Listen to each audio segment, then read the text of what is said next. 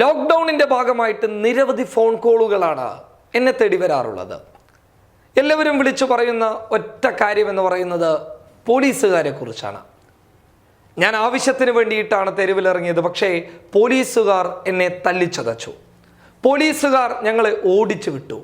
പോലീസുകാർ ഞങ്ങളുടെ വാഹനങ്ങൾ കസ്റ്റഡിയിൽ വെച്ചിരിക്കുന്നു.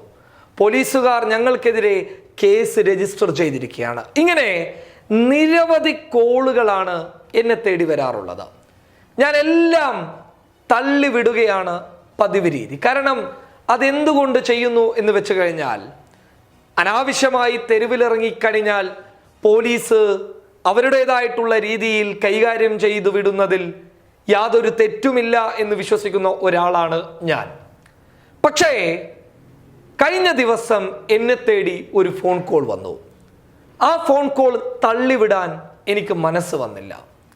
ആ ഫോൺ കോളിൽ ഒരു വേദനയുണ്ടായിരുന്നു, ഒരു മനുഷ്യൻ്റെ പരിശ്രമം ഉണ്ടായിരുന്നു, അദ്ദേഹത്തിൻ്റെ യാതനകൾ ഉണ്ടായിരുന്നു.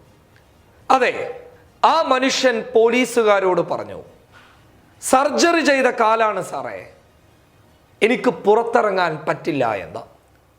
കാറിൽ നിന്നും പുറത്തിറങ്ങിയ ആ മനുഷ്യൻ്റെ സർജറി ചെയ്ത അതേ ഭാഗത്തേക്ക് തന്നെ ഒരു പോലീസുകാരൻ ലാത്തി കൊണ്ട് നല്ല ഒരു അടി കൊടുത്തു. പോലീസുകാരന് ചിലപ്പോൾ അത് വെറും ഒരു ലാത്തി കൊണ്ടുള്ള അടിയായിരിക്കാം. പക്ഷേ എന്നെ വിളിച്ച ആ മനുഷ്യന് 3 വർഷത്തെ അദ്ദേഹത്തിൻ്റെ പരിശ്രമത്തെ ഒറ്റ നിമിഷത്തിൽ ഇല്ലാതാക്കിയ ലാത്തി കൊണ്ടുള്ള അടിയാണ്. 3 വർഷം മുൻപുള്ള ഒരു അപകടത്തിൽ അദ്ദേഹത്തിൻ്റെ കാൽ സർജറി ചെയ്യുകയുണ്ടായി. 2 കാലുകളും തമ്മിൽ നീളത്തിൻ്റെ വ്യത്യാസമുണ്ട്. അതായത് ഒരു കാലിന് മറ്റേ കാലിനേക്കാൾ നീളം കൂടുതലാണ്. ഈ നീളം കുറവുള്ള കാലാണ് സർജറി ചെയ്തിട്ടുള്ളത്. സർജറിയിലൂടെ അദ്ദേഹത്തിൻ്റെ കാലിൻ്റെ നീളം കുറഞ്ഞുപോയി, ഒരു കാലിൻ്റെ നീളം കുറഞ്ഞുപോയി. അതിനാൽ തന്നെ അദ്ദേഹം നടക്കുന്നത് ഒരു ചെരിവോടുകൂടിയാണ്. അങ്ങനെ 3 വർഷം ആ മനുഷ്യൻ കഷ്ടപ്പെട്ട് ആ കാലിനെ എങ്ങനെയെങ്കിലും തൻ്റെ പരിശ്രമത്തിലൂടെ മറ്റേ കാല് പോലെ തന്നെ നേരെയാക്കി കൊണ്ടുവരാൻ പരിശ്രമിക്കുകയായിരുന്നു ആ പാവം. സംഭവം വളരെ വേദനയോടുകൂടിയാണ് ഞാൻ നിങ്ങളോട് പറയുന്നുള്ളത്, ഒരു വാർത്ത എന്ന രീതിയിലല്ല. അദ്ദേഹത്തിൻ്റെ പേര് മൊയ്തീൻ എന്നാണ്. 28 വയസ്സുകാരനാണ് ആ മനുഷ്യൻ. ഈ 28 വയസ്സുകാരനായിട്ടുള്ള മൊയ്തീൻ്റെ സ്ഥലം എന്ന് പറയുന്നത് കാസർഗോഡ് നിന്നും കുറച്ചകലെയുള്ള മായിപ്പാടിക്കടുത്തുള്ള പേരാക്കണ്ണൂരിലാണ്. ഈ പേരാക്കണ്ണൂരിലുള്ള ഈ മനുഷ്യൻ ലോക്ക്ഡൗൺ പ്രഖ്യാപിച്ച സമയത്ത് ഇദ്ദേഹത്തിൻ്റെ വീട്ടിലേക്ക് ആവശ്യമായിട്ടുള്ള അവശ്യ വസ്തുക്കളുടെ ഒരു ലിസ്റ്റ് തയ്യാറാക്കി തൻ്റെ നാട്ടുകാരനായിട്ടുള്ള ഒരാൾ തൊട്ടപ്പുറത്തെ പ്രദേശമായിട്ടുള്ള ഉളിയത്തടുക്കയിൽ ഒരു കട വെച്ചിട്ടുണ്ട്. അതായത് അവശ്യ സാധനങ്ങൾ വിൽക്കുന്ന കട. അപ്പോൾ തലേ ദിവസം തന്നെ ആ മനുഷ്യൻ അതിൻ്റെ ഒരു ലിസ്റ്റ് തയ്യാറാക്കി ഈ കടക്കാരന് ആ ലിസ്റ്റ് അയച്ചു കൊടുത്തു. അതിൻ്റെ ലിസ്റ്റ് നിങ്ങൾക്ക് ഇവിടെ കാണാൻ വേണ്ടി സാധിക്കും. അങ്ങനെ ഈ മനുഷ്യൻ ഈ ലിസ്റ്റ് തയ്യാറാക്കി കൊടുത്തതിന് ശേഷം പിറ്റേ ദിവസം ഇയാൾ തലേ ദിവസം കൊടുത്ത ആ ലിസ്റ്റിലുള്ള സാധനങ്ങൾ വാങ്ങാൻ വേണ്ടിയിട്ട് ഇദ്ദേഹത്തിൻ്റെ തൊട്ടടുത്ത പ്രദേശമായിട്ടുള്ള ഉളിയത്തടുക്കയിലേക്ക് സ്വിഫ്റ്റ് ഡിസൈറിലൂടെ യാത്ര തിരിച്ചു. അങ്ങനെ യാത്ര തിരിച്ച് പോകുന്നതിനിടയിലാണ് ഉളിയത്തടുക്ക എന്ന് പറയുന്ന കാസർഗോഡ് ജില്ലയിലെ മധൂർ പഞ്ചായത്തിലെ പ്രദേശത്ത് വെച്ച് ഇദ്ദേഹത്തെ പോലീസ് തടയുന്നത്. പോലീസ് തടഞ്ഞ ഉടൻ തന്നെ ഇദ്ദേഹത്തോട് പുറത്തിറങ്ങാൻ ആവശ്യപ്പെട്ടു. ഇദ്ദേഹം പറഞ്ഞു, ഞാൻ മാസ്കും കയ്യിൽ കയ്യുറയും ധരിച്ച് വളരെ മാന്യമായി തന്നെയാണ് ഞാൻ യാത്ര ചെയ്യുന്നുള്ളത്. ഞാൻ എന്തിനാണ് ഇവിടെ വന്നത് എന്ന് ചോദിച്ചു കഴിഞ്ഞാൽ അതിനു വേണ്ടിയിട്ടുള്ള സത്യവാങ്മൂലവും അതുപോലെ തന്നെ സാധനങ്ങളുടെ ലിസ്റ്റും എൻ്റെ കയ്യിലുണ്ട് എന്ന് പോലീസുകാരനോട് പറഞ്ഞ സമയത്ത് പോലീസുകാരൻ പറഞ്ഞു, പുറത്തിറങ്ങട എന്ന് പറഞ്ഞു. പുറത്തിറങ്ങാൻ തയ്യാറാവാത്ത ഈ സുഹൃത്തിൻ്റെ കാറിൽ കയറി പോലീസുകാരൻ ഇരിക്കുകയും ഭീഷണിപ്പെടുത്തിയതിന് ശേഷം ഈ സുഹൃത്ത് പുറത്തിറങ്ങിയ സമയത്ത് ആ പോലീസുകാരൻ പറഞ്ഞു, SIയെ പോയി ഒന്ന് കാണുക എന്ന്. SIയെ പോയി കാണാൻ പോകുന്ന സമയത്ത് ഇയാൾ പറയുന്നുണ്ട്, എൻ്റെ കാൽ സർജറി ചെയ്തിരിക്കുകയാണ്. ഞാൻ 3 വർഷം മുൻപ് അപകടത്തിൽപ്പെട്ട ഒരാളാണ്. അതിനാൽ തന്നെ എനിക്ക് നടക്കാൻ ഇത്തിരി പ്രയാസമുണ്ട്, ഞാനെല്ലാം തരണം ചെയ്തു വരുന്ന ഒരാളാണ് എന്ന് പോലീസുകാരോട് ഈ മനുഷ്യൻ പറഞ്ഞു. പക്ഷേ കോൺസ്റ്റബിൾ ആ വാക്ക് കേൾക്കാൻ തയ്യാറായില്ല. നടന്നു പോകുന്നതിനിടയിൽ വെച്ച് ഇദ്ദേഹത്തിൻ്റെ കാലിലേക്ക് ആ കോൺസ്റ്റബിൾ മാരകമായ രീതിയിൽ, വളരെ ക്രൂരമായ രീതിയിൽ ആ സർജറി ചെയ്ത അതേ ഭാഗത്തേക്ക് നല്ല രീതിയിൽ ഒരു അടി കൊടുത്തു. അടി കിട്ടിയപ്പാട് തന്നെ ആ മനുഷ്യൻ ആകെ ഒന്ന് വിറച്ചുപോയി.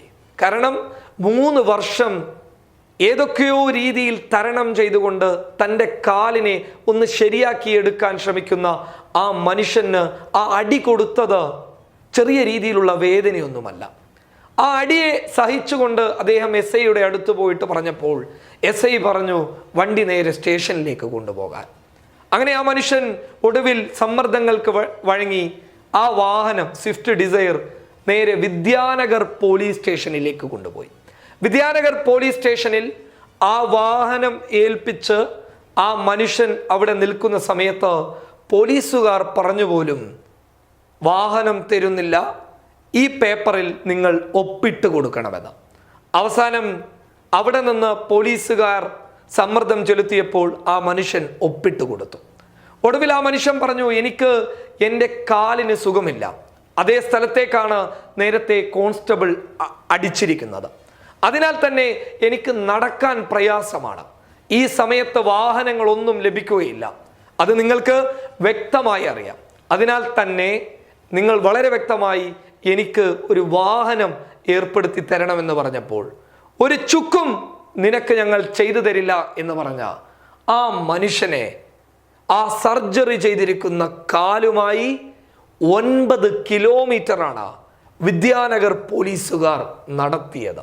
ഒടുവിൽ അദ്ദേഹം അവശ്യ സാധനം വാങ്ങാൻ വന്ന ആ സ്ഥലത്ത് നിന്ന് സുഹൃത്തുക്കളുടെ സഹായം മൂലം ആ മനുഷ്യൻ വീട്ടിലെത്തി.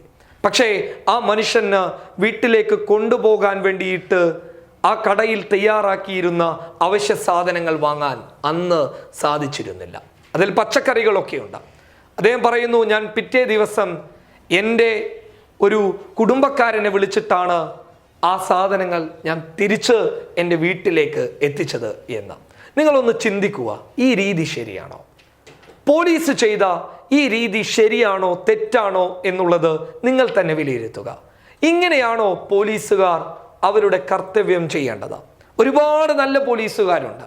ലോക്ക്ഡൗണിൻ്റെ ഭാഗമായിട്ട് ഭക്ഷണം പോലും കഴിക്കാൻ പറ്റാത്ത ഒരുപാട് മുഖങ്ങളെ ഞാൻ നേരിട്ട് കണ്ടിട്ടുണ്ട്. അവരോടൊക്കെ അവരുടെ സങ്കടങ്ങൾ എന്നോട് പറഞ്ഞപ്പോൾ ഞാൻ എൻ്റേതായിട്ടുള്ള രീതിയിൽ സഹകരിച്ചിട്ടുമുണ്ട്.